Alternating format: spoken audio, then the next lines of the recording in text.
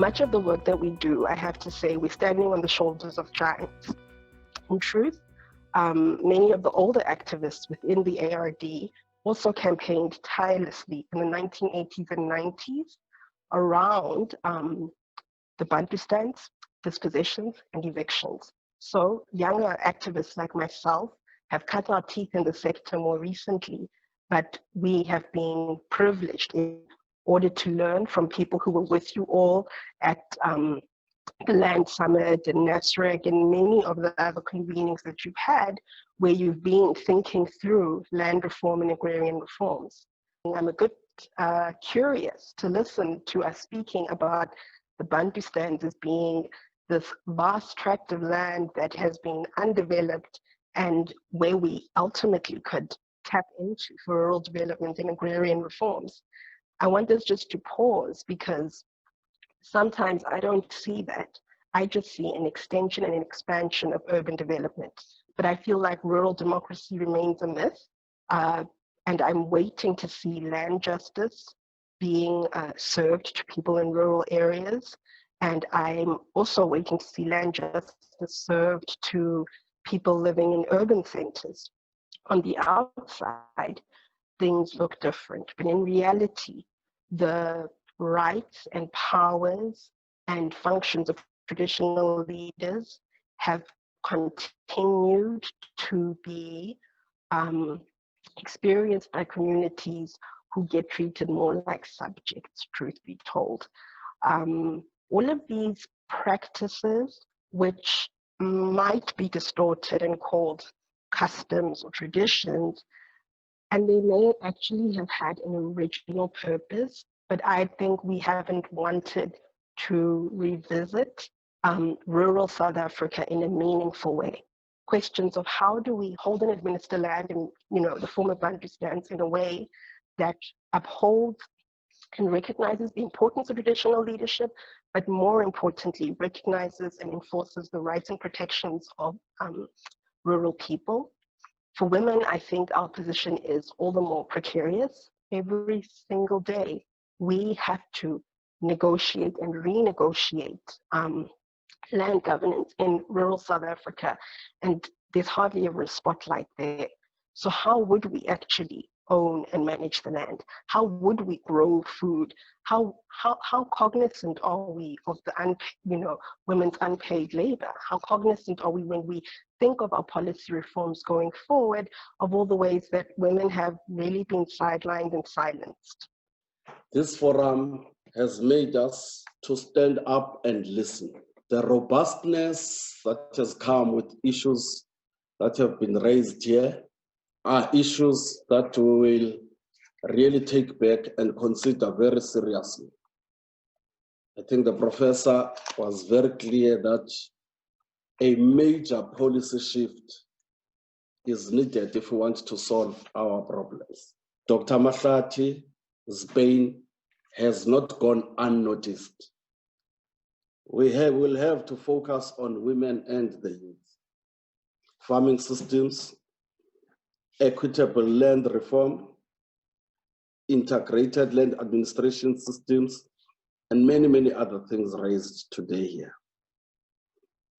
We've seen successes with the land restitution processes, but we also saw of the claims that were lodged that a lot more people haven't been restored back to their land.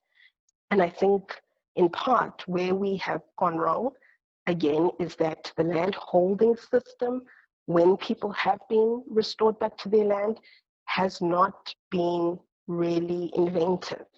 I say in reality, we have different ambitions and goals about this land. We want to decide and determine if we're going to exploit minerals, manufacture, how we're going to develop the land. And also we want to decide on how our indigenous knowledge systems, if we have access to them, will be commercialized or exploited.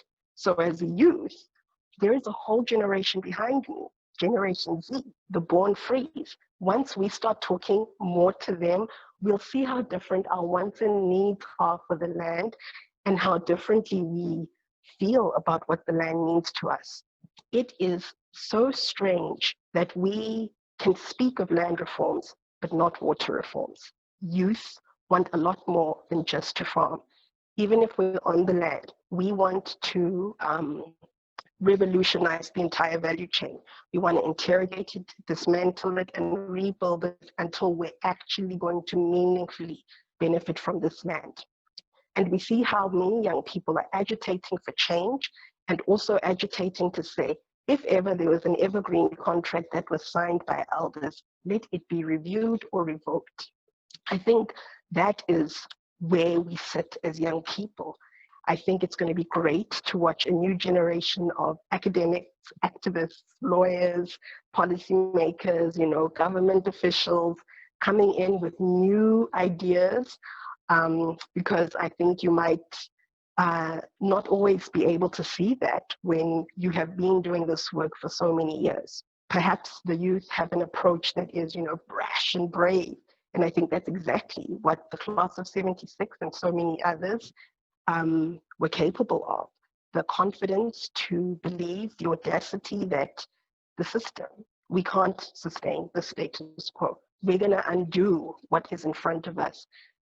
We have realized that it is necessary for us to have a multi-stakeholder approach. What we therefore take from today's session is the social compact made in terms of land issues, especially in the context of COVID-19, and that the rest of society must pull together so that we have a more inclusive social order that brings all relevant stakeholders into one agreement, one social compact, social impact, in just making sure that we deliver a South Africa that long after we are no longer around, people will say, we played a role in putting up the bricks of a peaceful, non-racial, non-sexist, democratic South Africa. Local government should be central to what we are doing. But the whole idea of the president launching the district development model last year was to make sure that government, together with other social partners, work not from Pretoria, but in local areas so that we are seamless. Tsepo has indicated that you cannot speak about land rights without speaking about water rights. And so that seamlessness of government working as one, both in relation to different spheres and the nature of the departments in government itself, is something that we're considering strengthening.